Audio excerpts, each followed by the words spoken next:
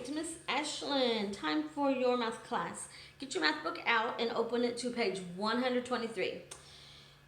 And we are going to talk about changing improper fractions. So we know that when we have an improper fraction, our numerator, the number on top, is larger than our denominator, the number on the bottom. So today we are going to see how to simply turn that into a proper fraction, or sometimes it will be turned into a mixed number. Okay? If your number on top if the number on bottom can go evenly into the number on top, then it will be a whole number. If not, and there's going to be remainders left over, it would end up being a mixed number. Okay? So look at page 123, and let's look at our class practice. It says circle the improper fractions. You can go through there and do that on your own. I'm confident that you understand improper fractions. The numerator is larger than the denominator. Look at the number line. It says complete this number line. Use improper fractions. So our number line begins with 0/4, 1/4, 2/4, 3/4, 4/4.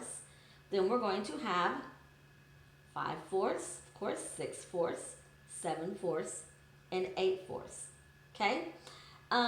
So go ahead now and look at section 3.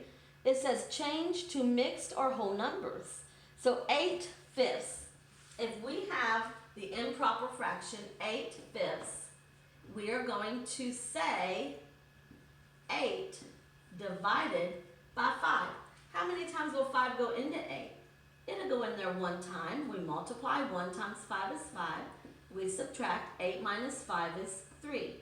Our 3 here becomes our, I want to do it that way. Our 3 becomes our numerator, and our denominator is our divisor. Okay? So 8/5 equals 1 3/5. Okay? You got to be sure that you have your whole number from your quotient in there as well. All right? Then we have 4/2. We can simply say 4 divided by 2. What is 4 divided by 2? It is simply 2. So 4/2 simply equals a whole number, 2. Then we have 9/4.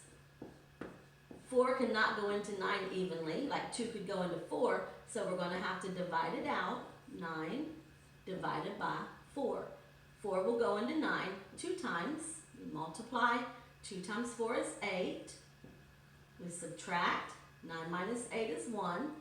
1 becomes our numerator. We're writing our remainder as a fraction. And 4 is our denominator. So it equals 2 1/4. Okay, then we have 6/4. 4 cannot go into 6 evenly, so we'll have to divide it. 6 divided by 4. 4 will go into 6 one time. 1 times 4 is 4. We subtract.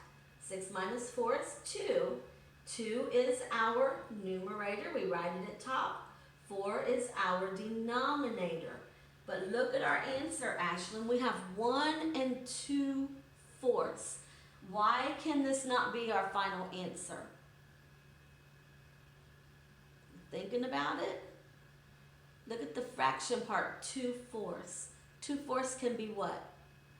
It can be reduced. So we're going to have to write 1 and, can 2 go into 4 evenly? Yes, it can. So we're going to divide 2 divided by 2 is 1, and 4 divided by 2 is 2. So our final answer there is 1 1/2. You got this, kid. Then we have 10/5. Baby girl, I hope you realize, I don't think I told you, I'm actually doing section 3A right now. If you didn't realize it, just play it backwards. That's the good part of when I don't tell you where I'm at, huh? You can just rewind me and look at it again. Okay? All right. So we have 10/5. This is letter E. So we can say, can 5 go into 10 evenly? Yes. 10 divided by 5 is 2. So that improper fraction becomes a whole number. Letter F, 8 divided by 6. Can 6 go into 8 evenly? Nope, so we'll have to divide it. 8 divided by 6. 6 will go into 8 one time. 1 times 6 is 6. We subtract 8 minus 6 is 2. 2 is our numerator. 6 is our denominator. 1 and 2, 6. But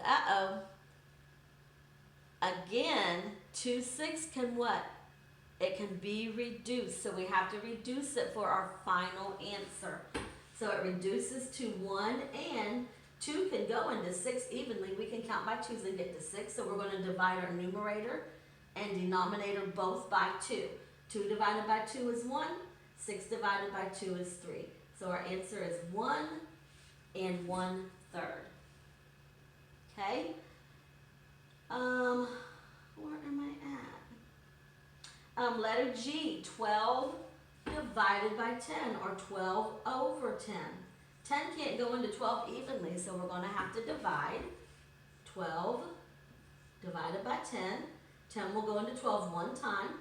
1 times 10 is 10. We subtract. 12 minus 10 is 2.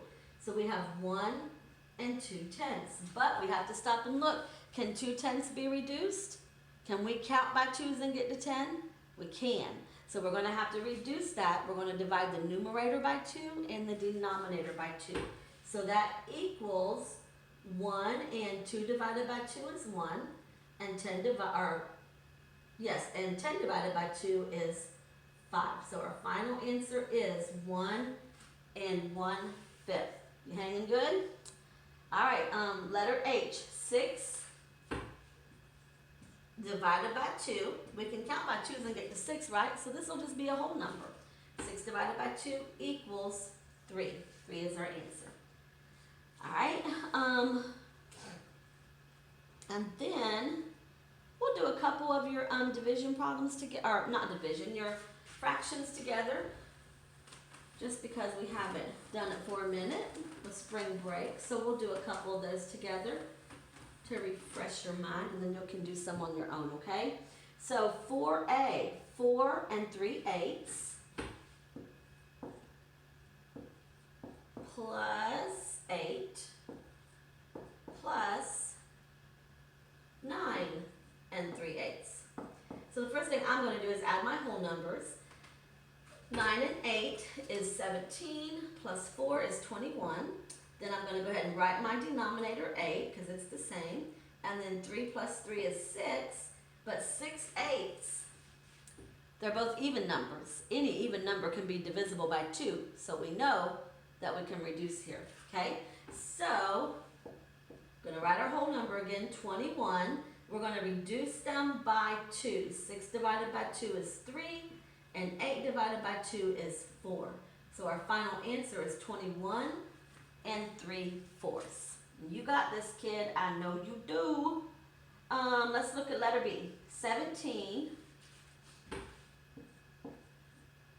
3/16 plus 23 4/16 plus 86 5/16. So I'm going to add my whole numbers first. 7 plus 3 is 10, plus 6 is 16. Put 6 down, carry the 1. So I have 8, 9, 10, 11, 12. So I have 126. I'm going to write my denominator 16 and add my numerators. 3 plus 4 is 7. 7 plus 5 is 12. Now 12 and 16 are both even numbers, so we know that they're divisible by 2, but I think there's going to be a greater common factor that we can use. So my factors for 12 are 1 times 12, 2 times 6, 3 times 4.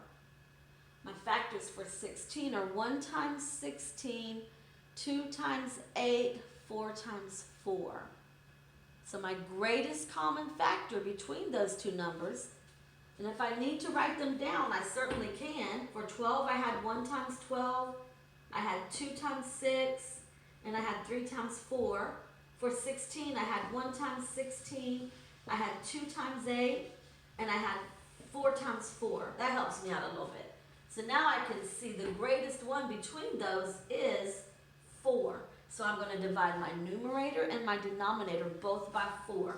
I'm going to rewrite my whole number, 126, and 12 divided by 4 is 3, and 16 divided by 4 is 4.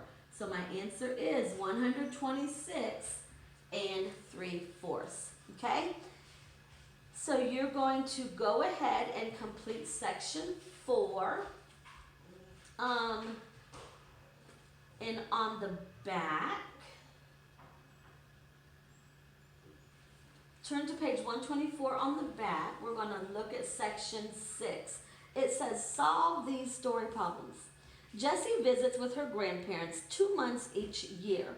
What fractional part of the year does Jessie spend with her grandmothers or with her grandparents? So it says 2 months out of each year. So the number 2 is going to be our numerator, right? 2. And how many months are in a year? 12. 2 12ths can be reduced because 2 can go into 12. So 2 divided by 2 is 1, and 12 divided by 2 is 6. So she spends 1/6 of the year with her grandparents. Letter B, Alexis bought 32 apples for $4.16. At that rate, what would 1 apple cost? So you're going to take that $4.16 and you are going to divide it by 32. Our pretend digit is going to be 3. How many times will 3 go into 4? Just one time. Our 1 will go above our 1 because 3 can't go into 4, but it can go into 41. 1 times 32 is 32. We subtract.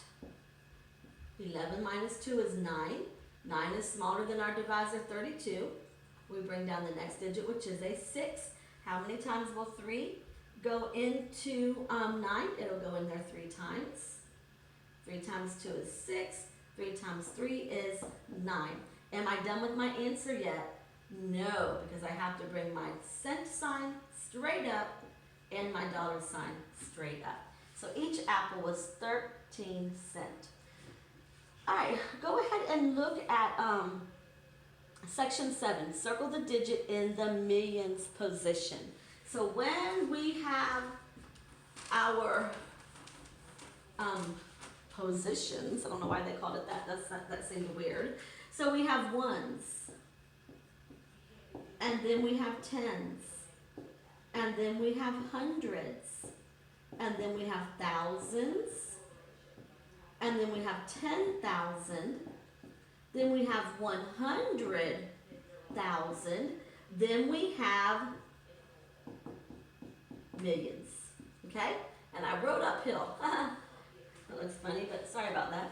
So if we are writing the number, well, let's just write a number and read it.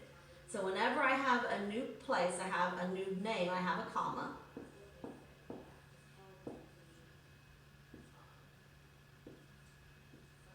If we were reading this number, we would say 1,465,321.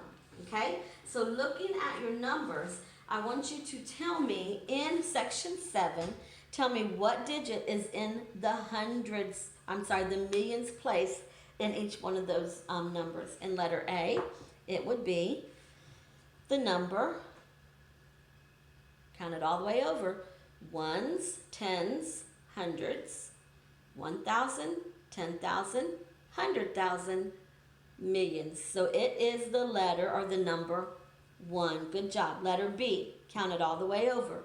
Ones, tens, hundreds, 1,000, 10,000, 100,000, million. Very good. So it would be the number 2. Letter E, count it all the way over. Ones, tens, hundreds, 1,000, 10,000, 100,000, 1 million. Very good. So it would be the number 3. Letter D, count it all the way over. Ones, tens, hundreds, 1,000, 10,000, 100,000, 1 million. So it would be the number 6. And you can complete that on your own for letters E and F. And you can complete your multiplication, which you are doing an excellent job on, baby. Good job on your multiplication. You can complete that on your own, and you do have an interactive worksheet that you will be completing as well. Okay? Have a great day, kid.